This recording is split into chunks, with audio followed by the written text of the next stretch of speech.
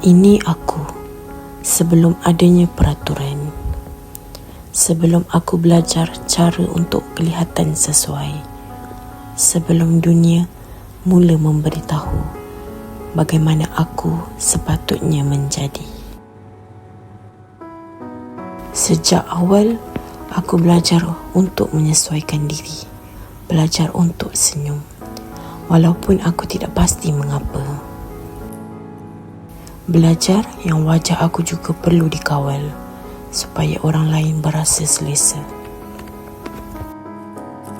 Kemudian, semakin banyak peraturan muncul. Kontak mata, nada suara, gerak badan, apa yang boleh dan apa yang tidak. Setiap lapisan membantu aku bertahan. Tetapi, setiap lapisan juga mengambil sedikit ruang daripada diri aku.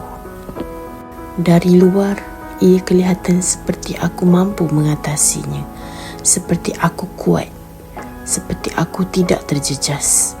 Tetapi di dalam, setiap lapisan terasa berat dan berat itu terkumpul. Aku sering diberitahu bahawa aku tidak mungkin autistik. Aku kelihatan terlalu normal, terlalu berfungsi.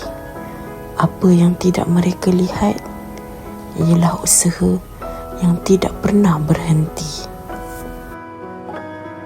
Masking membantu aku bertahan.